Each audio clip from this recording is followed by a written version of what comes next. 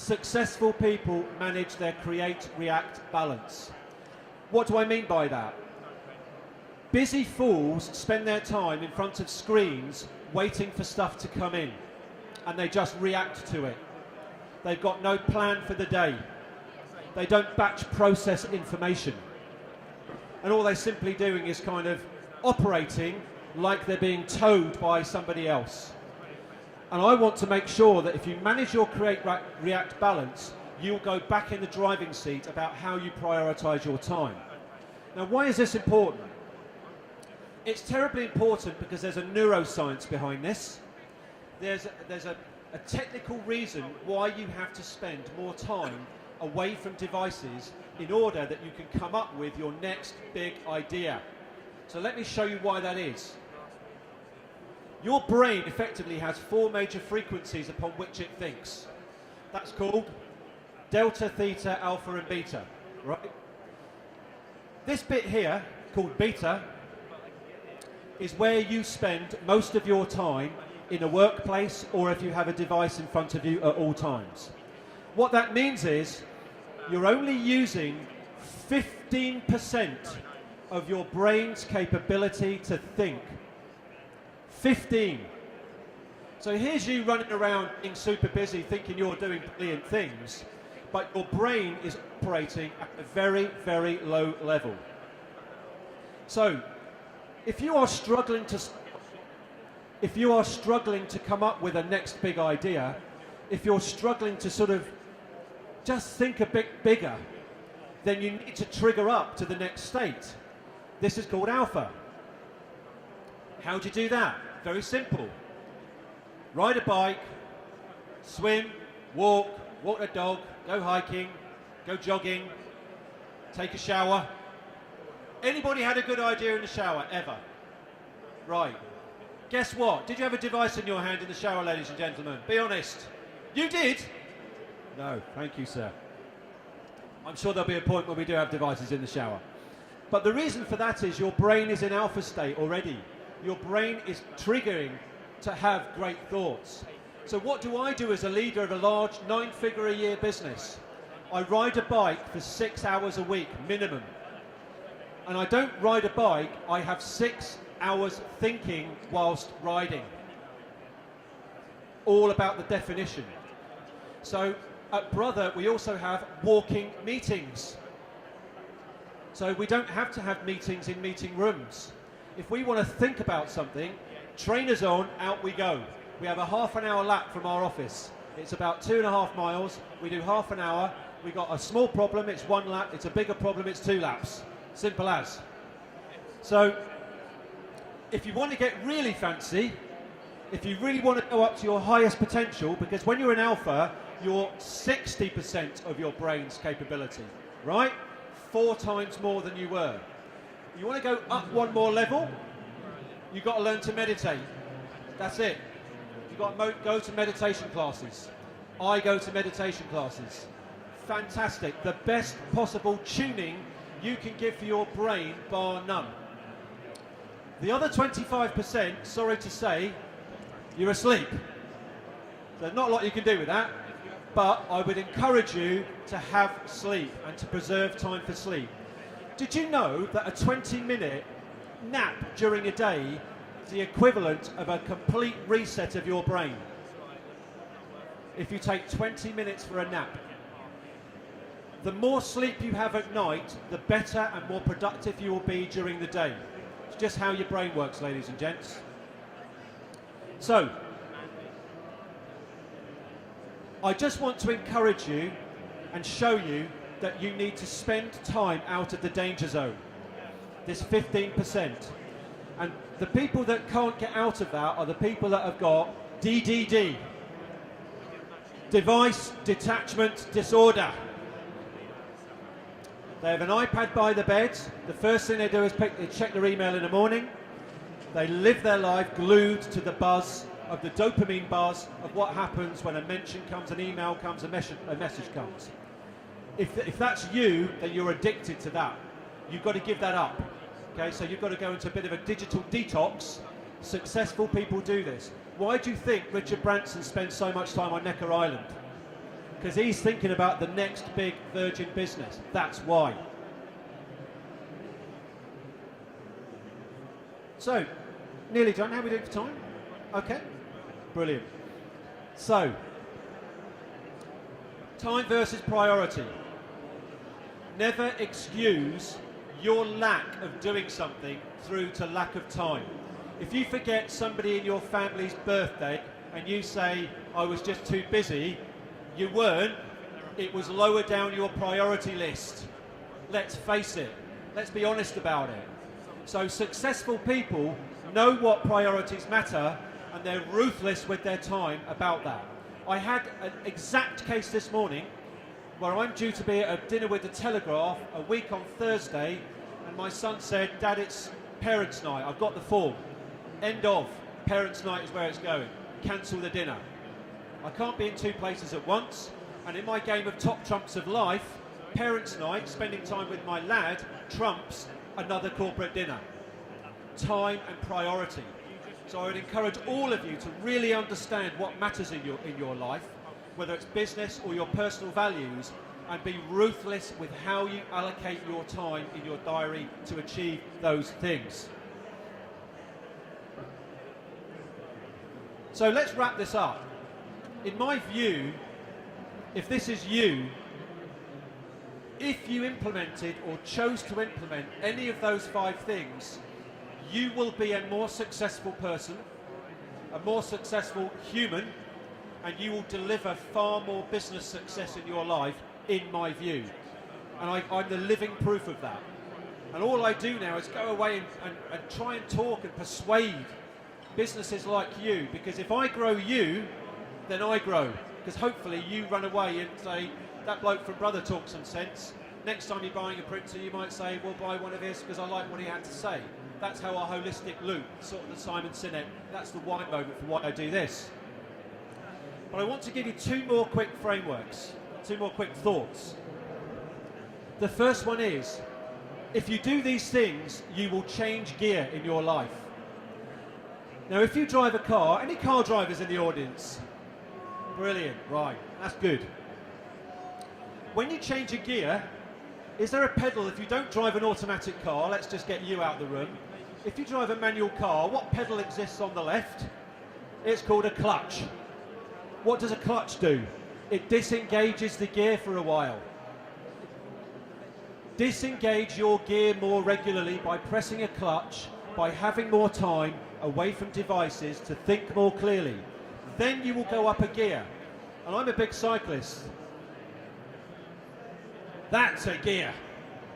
That's what you will achieve if you are smarter in the way that you think. The second big tip I have for you is called situational awareness. This is a technique taught to pilots of jet planes. Anybody ever watch Air Crash Investigation? Yeah, it's a bit of a man show, that one. It's why do planes crash. And then they go back and they understand why do planes crash. Planes generally crash because something happens and a pilot over-focuses on one solution to the problem. And he loses the context of everything else. And as a result, the plane goes down.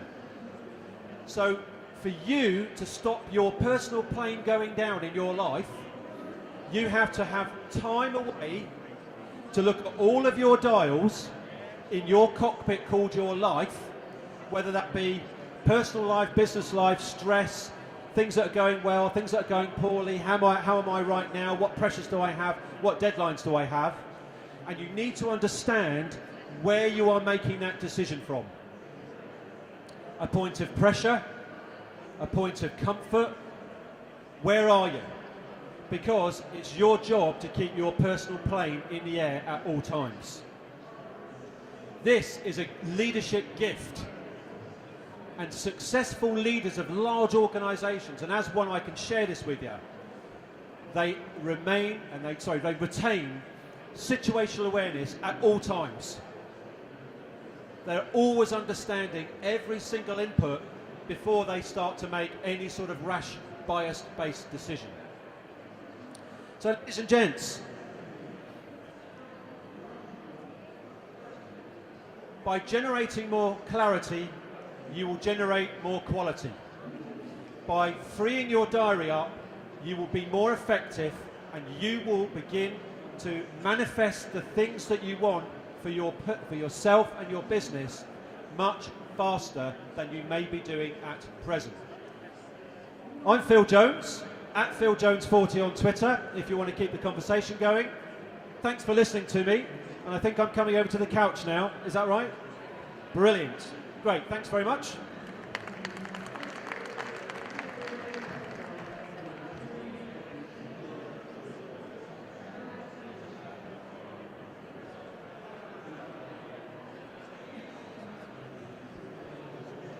Hi. Oh, yeah, brilliant.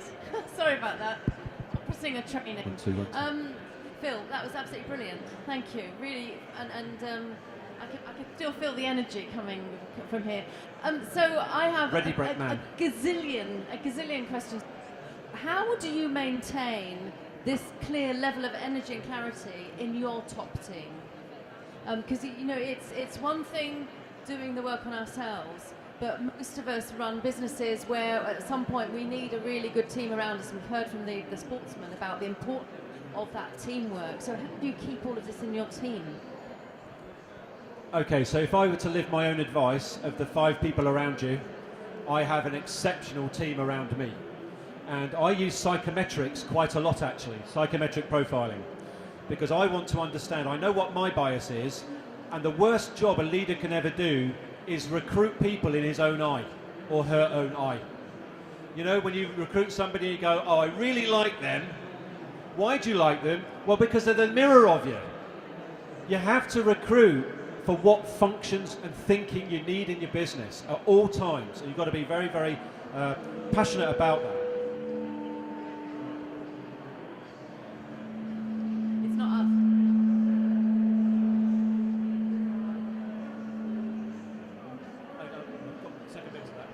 Hopefully I'm back with you. The second bit to that is you have to lead by example.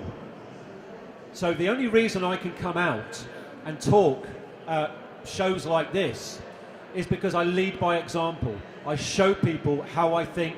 I encourage walking meetings. If somebody wants to think, I don't judge somebody's diary by what's in it and how busy they are. I judge them by what value they bring to the business. And this is, I think, just a bit of a shift in the way that business measures performance. That's great.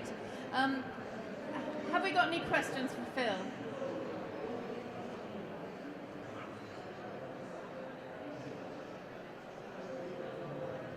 Hi Phil, my name's Wayne. I'm the MD of Deliver Me Drinks. I've got a team of 12 that work with us, and I totally get. Sorry, can you hear it? I totally get time management. Everyone has a daily diary, and we all share diaries, and the day's broken down into 90-minute chunks.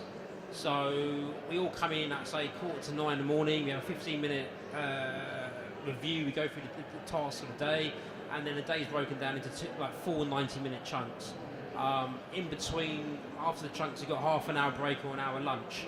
So that way it encourages staff to go out, get some fresh air, get some exercise, and I find them more productive. But my question to you is, what's your daily diary like?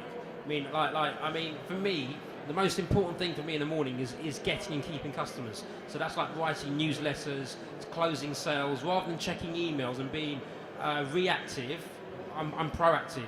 I leave that to the end of the day, like firefighting. I rather like to make it rain, and I totally get what you're saying. This is the most important thing, because if you look at us and Richard Branson, we all have the same minutes in a day, the same seconds, everything. But the difference is how you use it and how you implement and execute. Wayne, thank you so much for that great comment, and I think this whole idea of 90-minute sessions is brilliant because it really focuses time and attention down. It creates an end time for your day all the time, so you're working towards goals. But my diary is manufactured very simple. I have a strategy that I use called out on in. I spend a third of my time out of the business. Places like this, conferences, exhibitions, big thinkers, personal development, everything. I spend a third of my time on the business. What have I learned? When I take it back to the business, what do I need to do to turn the tanker 10 miles before we need it to turn? So we can turn early. And the third of my time in the business. hearts and minds, what we call the WHAM, winning hearts and minds, explaining to people what I've learned outside, why I'm turning the tanker, and how it affects you. So at a structural level across a month, that would be how my diary works. The other big secret is, if you want to get slick, think BP, like an oil slick. BP is batch processing, right? Don't sit with screens running for 9 hours at a time, and every time an email comes in, take your attention to that email, because your brain's recovery time far exceeds the impact of what you do in that moment. So all the successful people that I've met batch process. So when I get in the morning, I know my energy levels are at their highest. So I do all the work that requires creative energy of a morning. Mondays particularly are really what I call my power doing days, getting stuff done, and the rest of my week I want to really determine about creating opportunities for the business. So I believe that's a very proactive way to determine your time, and I say no a lot. If people demand my time, well, I want to know why, because it's my commodity and it has a currency. Your time is currency, make sure you value it correctly. Is that all right? Thanks, Wayne. Great question. That's brilliant. So let's just have a final question on resilience, both personal resilience and business resilience, because things do go wrong.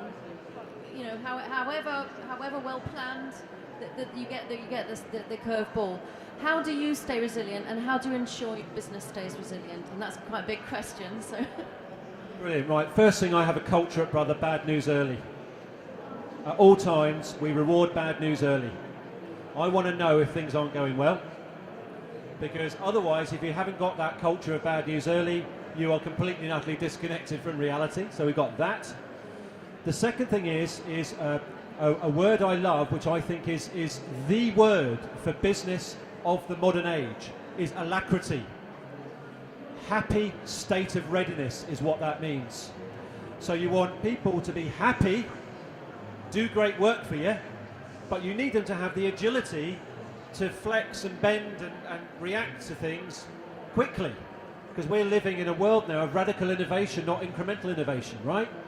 We've got to do stuff really, really quickly now. So that's number two. Maybe at a business level, that's that. But personally, it's all about what I call your emotional monitoring. So at all times, being able to emotionally monitor yourself. How am I? What am I feeling? What's going on around me? And what do I need to repurpose myself if under stress? And the second thing is about building emotional armor. You have to build armor like a superhero suit, because if you walk around every single problem that gets presented to you in your life or your business, you will develop an emotional rucksack so heavy you will not be able to function in your business. So emotional monitoring and emotional armor are the two ways that I, as a leader, create resilience in myself to make sure I don't take things personally, and I actually want to be adjusting what the Chinese call wu wei, making minor adjustments to the business at all times to achieve our end state. That's brilliant. Thank you. We've run out of time, which is just devastating, because I could listen to you all day. So thank you, Phil, very, very much. That's been brilliant. And please, if you can share the Prezi link, I think we'd all really, really value seeing that again, so we can just get those lessons learned. It was just timely for me, so thank you very, very much. Can I give one more gift then, just by your last statement? Right. One of the greatest lessons I ever learned was spending time with the British Army. I actually went to spend time with the guys that fly the Apache helicopters, the big gunships. Fascinating. If you walk away from this session today and you do nothing, all you've ever done is identify some lessons. They call that lessons identified. But if you go away and take an action and you change something, only then does it become a lesson learned. Don't be a person that just identifies actions and never acts. Otherwise, you will never fly. Thank you. Brilliant. Thank you so much.